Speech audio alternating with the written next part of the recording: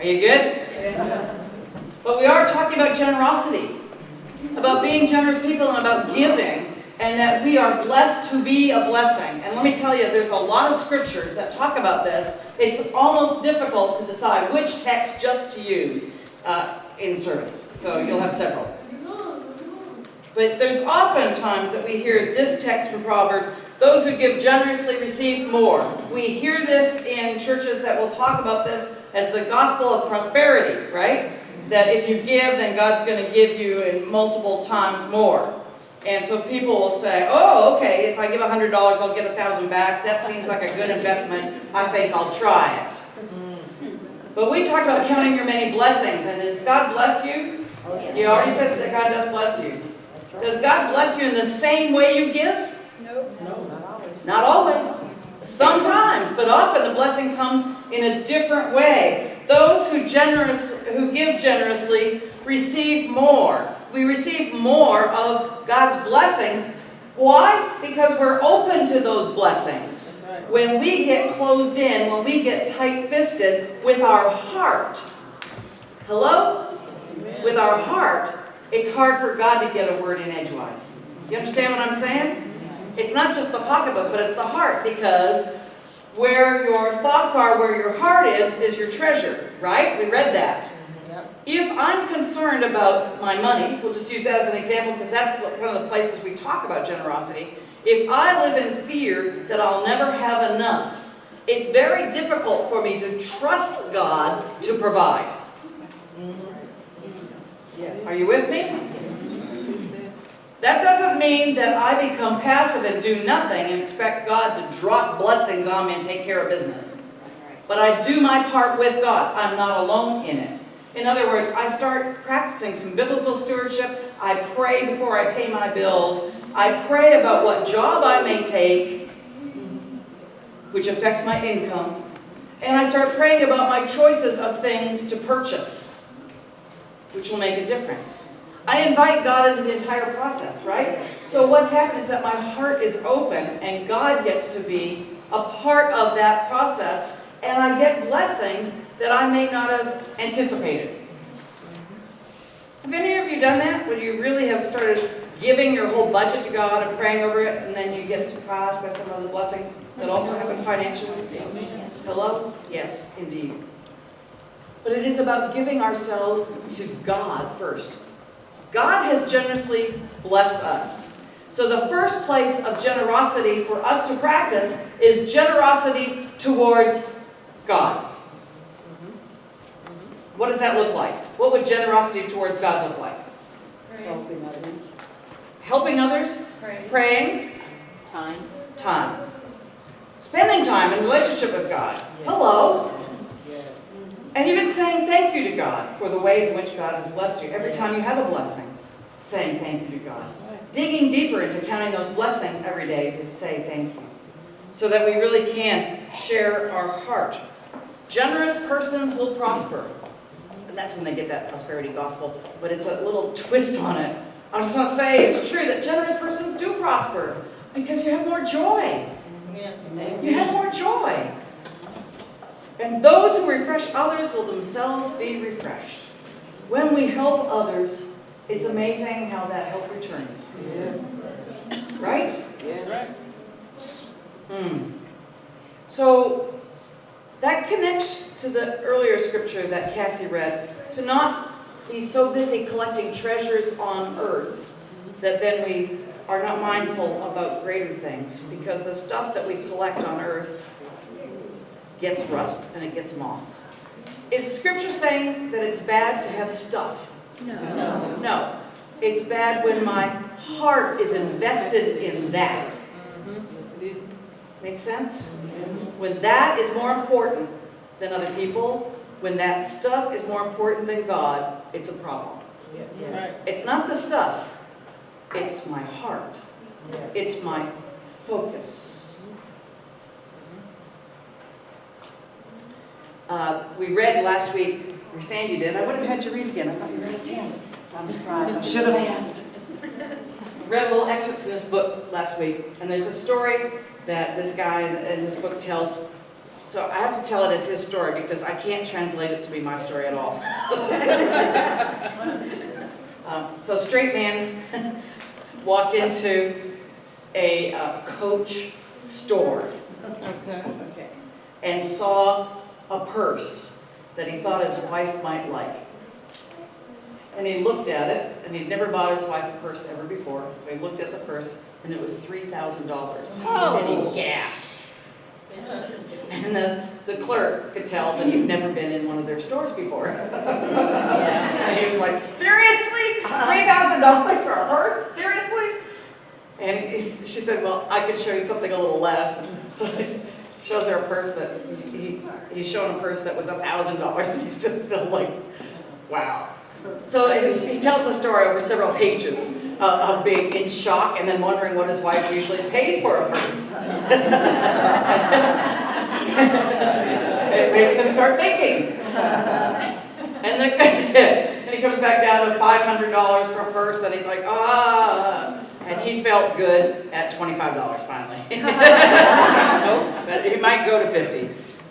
But the point was that it started a whole spiritual reflection for him about what it cost for the thing that they carried their money around in. And what it cost to have something that was fulfilling a function and even looked good, but how much was he willing to spend? How much was his wife willing to spend? How much were they willing to spend on some things? And to start having some serious conversation about what felt reasonable. Because he started saying, what would I do with the difference of that money? If I had $3,000 to spend, would I spend it on a purse? Or could we spend even $500 and give away $2,500? If I had it to spend on that purse, is that what I should do? Okay, so translate that to yourself. Maybe you have $300 available to you.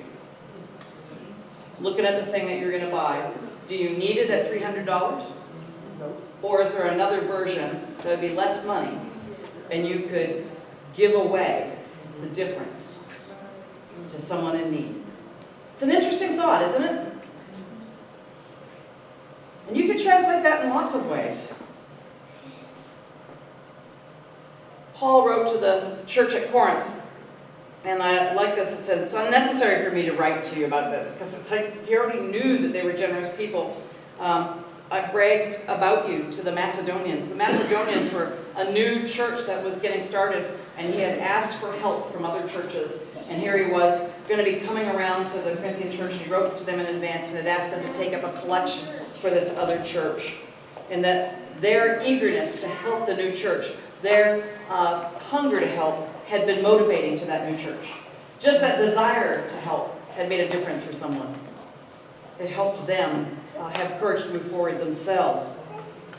And Paul is writing to them saying he wants it to be a real gift. I don't want you to feel like it's forced. That's, I think, what God does with us. I want you to be generous, but I don't want you to be doing it out of a sense of duty. I don't want it to be forced. I don't want someone to tell you you have to give this percentage. I want you to give freely because it's a gift, because you want to, not because you're being forced. And then he uses the metaphor, though, if you sow only a small number of seeds, you get a small crop. Well, many of you know that I garden. Some of you didn't know that I garden. And, people laugh about how much I plant. Well, not everything comes up. Hello? And you have floods, things get wiped out, or you grow a section and there's the part that feeds the rabbits, and then there's the part that feeds me. That's right. And you always sow more than you need. Always. And any of you that grew up on farms do that. We had the corners, right? That was the area that went to the animals and would be waste from the winds and the rains. Yes. Those who sow just a little are going to get less. Those who sow with a generous amount will receive a generous crop. We invest in generosity will create a more generous heart. And I think it creates more and more blessings that come back to us. Amen. Back to us. And this teaching is clear. Everyone should give what they have decided in their heart. In membership class, we talk about this. I believe in tithing. I believe that we should give a percentage to God. mean that it's scriptural, but I also believe it should not be policed. Right. Do you see what I'm saying? Yes. So nobody's gonna ever say, I'd like to see your W-2. No, and we're not gonna come to you and say, you aren't giving. We're not gonna send you a bill, like, like the pledge cards, remember some of you grew up in churches? Where you promised to give this much, and then if you didn't, you got sent a nice little letter? We don't do that. Why do we not do that? Because of this kind of teaching here. That's right. It's between you and God. This is the place where you give that tithe, but it is between you and God, and we want you to be a cheerful giver, not a grumpy. Yes. Right? But our giving goes beyond the tithe. Our giving is bigger. Our giving happens in ways in which we do provide for other people. And there's lots of teachings in the Old Testament that talk about giving our tithe, and then we give again in this way, and again in this way. And we give because there's need, and we give because God calls us to be generous people with one another. And generosity can happen in lots of ways. I love this text. Your ministry of this service to God's people isn't only fully meeting their needs, it is multiplying in many expressions of thanksgiving to God. When we are giving generously in our charitable work, of our time, of our talents, we are expressing gratitude to God for the ability to do so.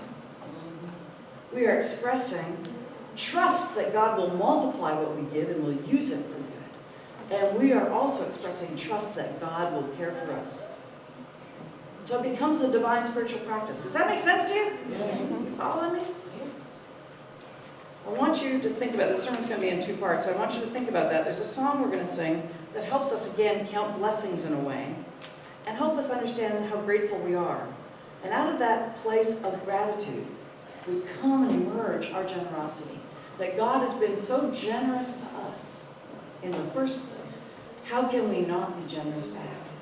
And hear me, people, we all make different levels of income. We all have different amounts, right?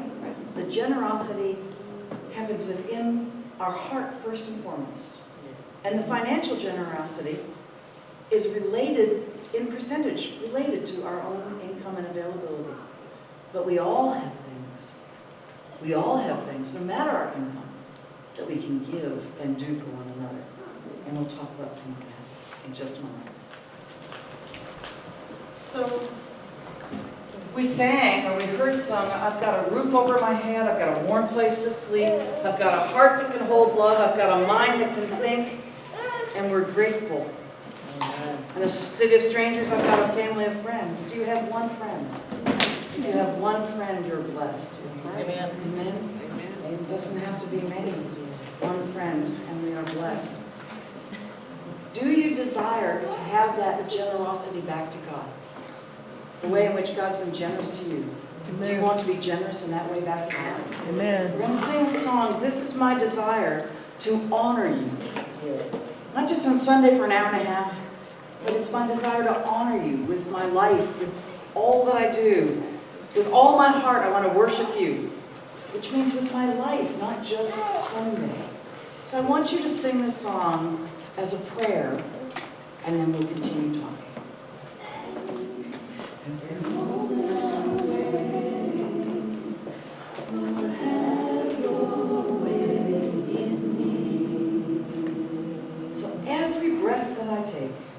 Everything that I'm doing, that's worship.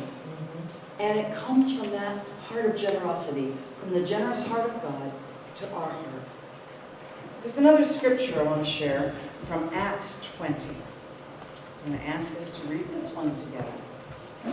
In everything I have shown you that, by working hard, we must help the weak. In this way, we remember the Lord Jesus' words. It is more blessed to give than to receive. How many of you love to receive? Honest, I do. How many of us love to receive? Honestly, we do. And as much as we love to receive, it is more blessed to give. Amen. So last week, I did a little interview with Linda Stallsworth, and we're going to talk a little bit more today. Don't worry, she's not going to be in the sermon every single week. Come on over here, Glenn. But it's because we had some conversation. There was too much to include in one sermon. So I wanted to have this in two parts. And the truth is that this is something that you're really passionate about. But it's not like that you want to brag. And yeah, so there's a level at which this is comfortable and a level at which this is uncomfortable. Right? Yep. So live to give is really a motto for your personal life, your personal spiritual life. And that text that it's more blessed to give than to receive really speaks to you, doesn't it? Yes. Yeah. So what makes you want to give so much? Because it brings me joy to see other people, to see the Lord in their life, even if they don't realize that that's what they're seeing at the time. It leads them to the Lord. And so it's a multiplication. It's a joy to see the kingdom move forward. I know that word multiplication is important to you as well. Yes. Yeah. Because you're interested in doing things that help propel something more forward. So this church is familiar with one of the ministries, one of the ways Glenda has given before is the grace bags. Right. And our church did grace bags together. Can you briefly tell for the folks that are newer what grace bags are? It's the bags of necessity for the homeless that we carry in our cars and just pass out wherever we are when we see them. Okay, so watch for a list this coming week, right? We're going to get our current list for spring of what to put in a grace bag for spring so that you can carry them in your car. When you see someone on the street, you can just give them a bag. So things like dry, clean socks are like gold, for people when you're on the street, especially in rainy season. That's really valuable. In the winter, we gave out hats, but now we've got something different for the summer, so we'll get our list to you. So that's just one of the ways that you know that Glenn has helped other people. Simple, doesn't have to be expensive. Everything you get for those grace bags can be bought at like a Dollar Tree store, right? Very inexpensively, but it can be multiplied. And by telling us about it and getting us involved, you multiplied because the church made about 300 grace bags and distributed, right? So one person's work got multiplied. And by every one of you that's continuing to hand out grace bags, Glenn has replicated herself in you. Are you seeing me? Okay. And I know that some of you are still doing that. So now it's not her directly, but it's the multiplication. Got it? Yeah. So tell us some other ways in which you're involved with giving.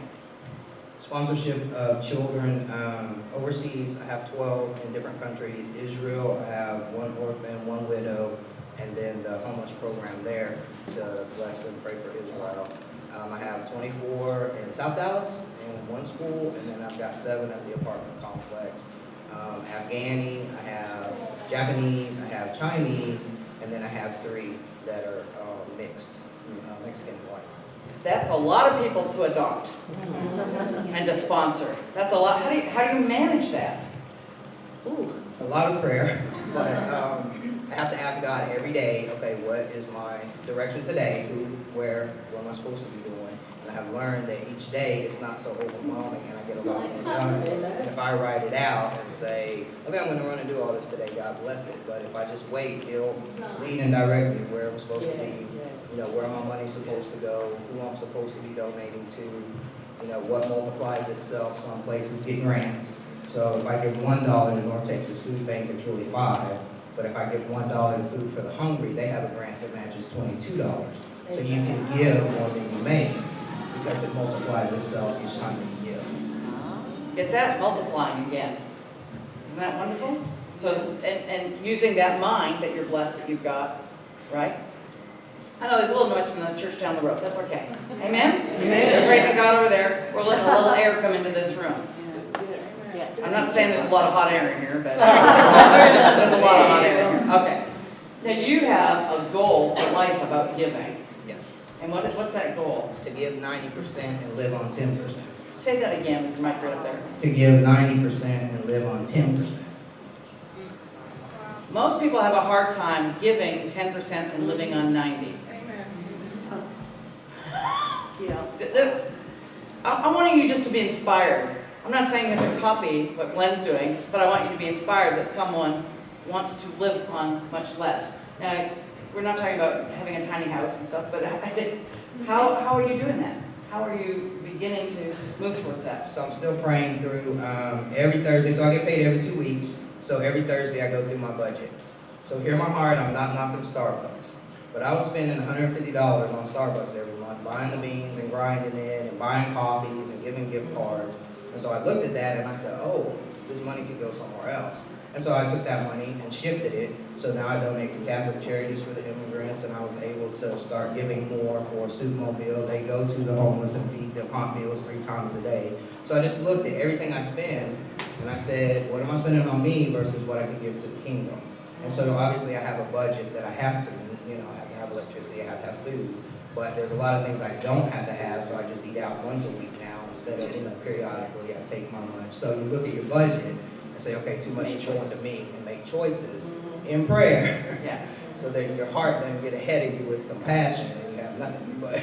In that example, the Starbucks was the $3,000 purse for you. Right. And you said, that's not what I need to do. That's not what I need. And you may see some of us with Starbucks cups too. Yeah, And I'll just say, it's not personal. And we also know that the church gave out 100 plastic Starbucks cups that were reusable cups. So some of you are bringing coffee from home in your recyclable, reusable Starbucks cups. So yeah. So it's not about any of that judgment. No. We're just talking about some Just saying, examples that you've made choices. Yeah. So you don't have cable or satellite TV? No. Yeah, that's a choice that you've made. Yes. Okay. And so you're trying to live on 10% and give away 90. So does that mean you're just trying to, also earn more? Or, are you, working 4 jobs or something? No. I just work with what God gives me, and then whatever I have in the house, if somebody needs it, most people in the department know they can come. I'm working on buying furniture because I gave it all away, so I gotta replenish my. They have Annie family. She was 6 months pregnant and they didn't have any furniture, and she was sleeping on the floor. Yeah. So I gave away my rocking chair, my recliner, and my black futon.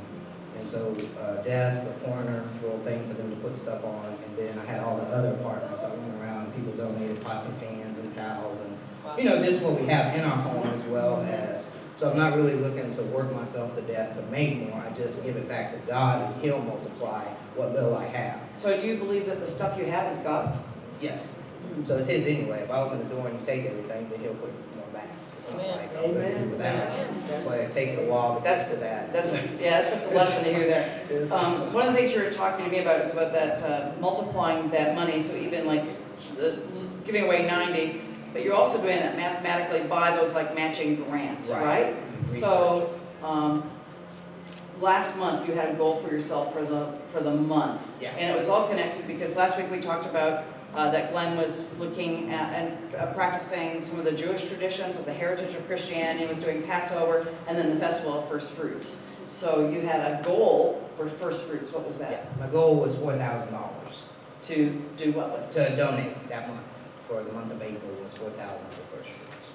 And what were you able to do? $7,559.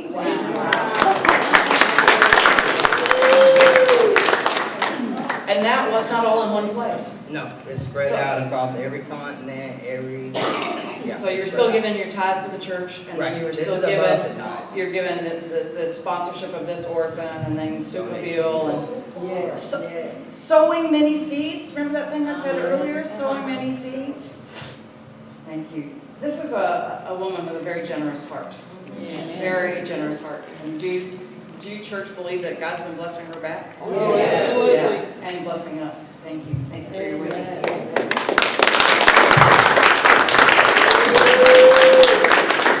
It's just, sometimes we just need examples because it can seem like impossible. How could someone give away in 1 month more than they earned? Multiplication. And it's the sowing many seeds, and then it comes back to us. God blesses us in different ways. And we could say, well, who do we need to give it to? Where's the greatest need? Well, there's a lot of needs. I know that Glenn and I had another conversation about doing the grace bags and doing some of the feeding the homeless that she was doing. And then it's like the Spirit of the Lord was on her when she heard her back. And she was telling us that she had to be obedient to that. That God was saying, I need you to move on to this other thing. She's like, but they're still homeless and hungry here. Yeah, and I need you to move on. Yeah, but they're still homeless. No, I need you to move on. Because she had been an example to some other people, you know? And now those people will pick that up, and she needed to move on to something else. So I think, in many ways, that God's using Glenn as an example Yes. to inspire other people, and that's part of that multiplying. Amen. And with all the different groups, it doesn't matter if they're Christian, you have all these different interfaith groups that you participate with as well. Matthew 25:40, let's read this together. Matthew 25:40. I assure you that when you have done it for one of the least of these brothers and sisters of mine, you have done it for me. It doesn't matter their age, their race, their class, their gender expression, their sexual orientation, their politics, their country of origin. If somebody's in need, we have something that can help. True. And when we do that, if we can make sure that we understand that we are sharing God's love. Okay? Glenn said that it will lead them towards God. Well, maybe not in that immediate moment with me, Right.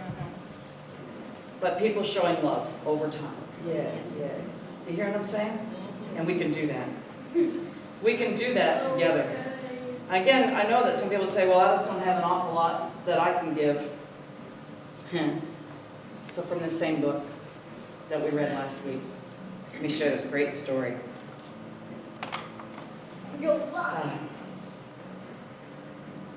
So he was going to move. We bought a house and filled it with stuff. Every year, over a decade, we brought in way more stuff than we tossed out. And then we decided to move. You've been there. Not far, mind you, just a few miles down the road.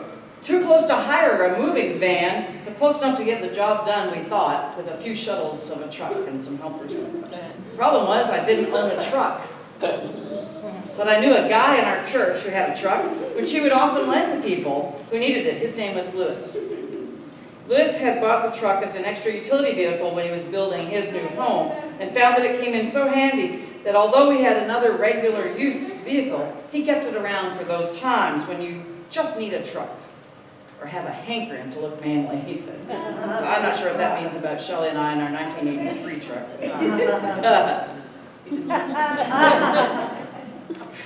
I timidly approached Lewis after church and asked politely if there was any possibility that I could borrow his truck to move my household furnishings. He beamed such a warm smile and responded so positively that it actually made me feel a bit wary. I wonder what kind of favor in return I'm setting myself up for here, my suspicious mind thought. Will I have to watch his kids for a weekend? Listen to a timeshare pitch? Take his dogs for a walk? Pledge my son to marry his daughter? Oh my. I shook off those thoughts and arranged to pick up his truck on the following weekend. Lewis' truck was an older model, full-size Ford with a nice lumber rack on the back. The car had seen some duty, but it was in pristine shape. Use it as long as you need to, said Lewis as he tossed me the keys. I used Lewis's truck to move all the stuff I had collected over the years. I made a number of trips, dragging our belongings from house to house. A little later on, I used Lewis's truck to haul middle school kids' gear to camp. Then I used Lewis's truck to take junk to the dump. Each time, Lewis would offer up his truck with warm generosity. Often I would see Lewis's fully loaded truck maneuvering down the road. The driver was seldom Lewis. Instead, it was some friend or friend of a friend who heard that Lewis had a truck he would loan out. And while most of us returned the vehicle with a full tank of gas and a thank you, Lewis paid for tires, maintenance, and insurance out of his own pocket. And contrary to my cloudy suspicions, Lewis never asked for a favor in return. The loan of his truck was without condition, expectation, or presumption. His simple gesture of a truck loan inspired me. Yes, it was part of his collection of stuff, but Lewis had figured out how to have a light grip on it. Lewis's truck was not there for his pure enjoyment only, industry, or satisfaction.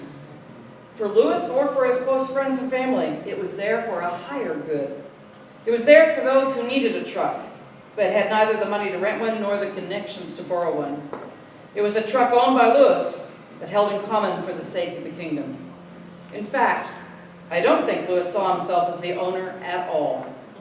He was merely the steward of a truck truly owned by Jesus. Amen. What I want to inspire you with today is about generosity. I want you to go home and look at your stuff and say, all of this belongs to God. Amen. And how would God want me to use it? All of it. And how is God asking you to be generous? Maybe it's in a tithe, but maybe it's with grace bags. Maybe it's with loaning a car. Maybe it's with finding some matching grants. Maybe it's with teaching someone a generosity you're already doing so you multiply yourself. How is God asking you to be a generous person? Look at this scripture, Luke 16. It summarizes it for us. Read it with me. Here's the lesson. Use your worldly resources to benefit others and make friends. Then, whenever your earthly possessions are gone, they will welcome you to an eternal home. Not your possessions, but all the relationships you've made. Here's the lesson. Use your stuff to bless others. Nothing wrong with having your stuff. How can you bless others with it? God has generously blessed us. May we have open hearts to generously bless God and all the world that God loves. Amen. I'm going to invite you to give your offering. And to sing. We can make a difference. Jackie Velasquez, we can make a difference. We can make a change, and we can make the world a better place. That's what Glenn's doing. That's what people of faith are called to do, to make a difference. So I'm going to invite you to rise as you're able, because it's usually easier to get in your pocketbook, and stretch and sing.